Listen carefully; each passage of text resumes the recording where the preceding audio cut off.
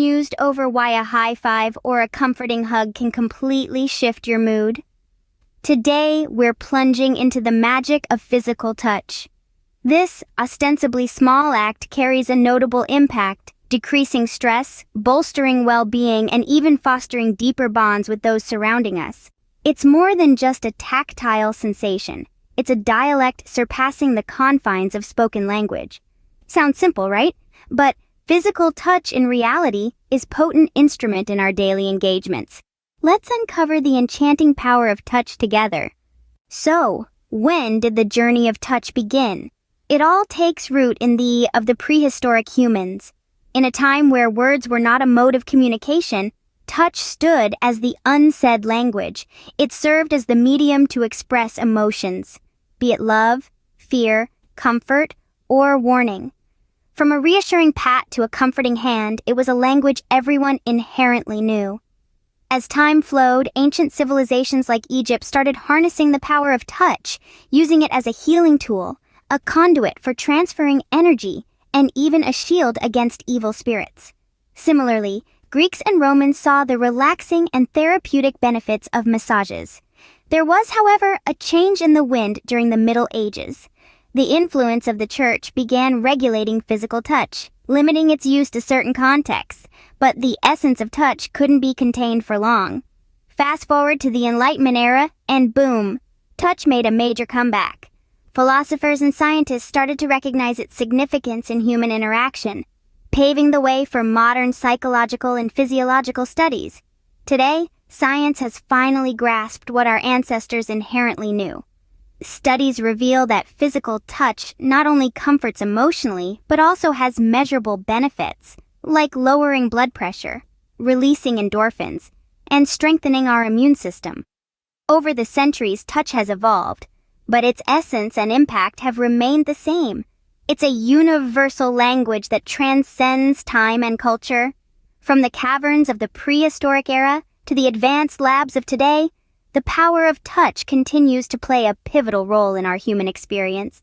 What's going on in our brains when we touch each other?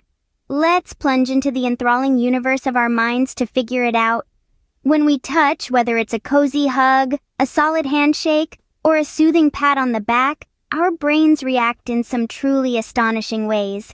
This sensation sets off the release of a unique, really cool hormone known as oxytocin, also called the BFF hormone or love hormone. Here's what's cool about oxytocin. It promotes trust, builds social bonds, and enhances our empathy. This hormone has a prime role in forging connections, be it with friends, family, or lovers.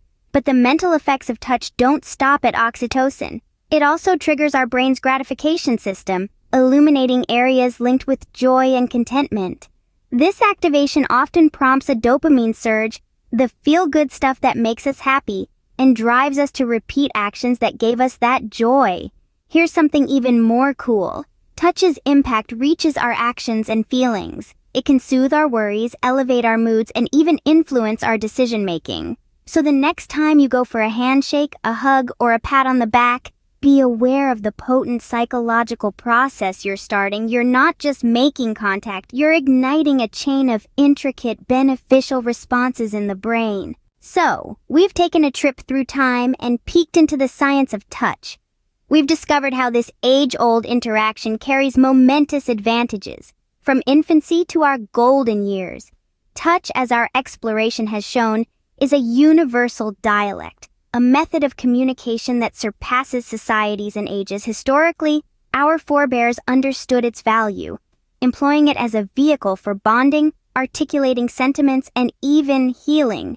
Leap to our current era, and science gives this long-standing wisdom a big thumbs up.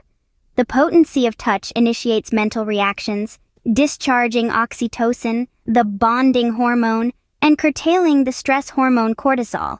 Yet, it's just about the biochemical changes. It's about connection, a sense of inclusion. It's solace in a time of sorrow, exhilaration in a time of festivity, love in a moment of quiet. In our era, where digital interaction is increasingly dominant, let's not forget the power and significance of a good old-fashioned high five.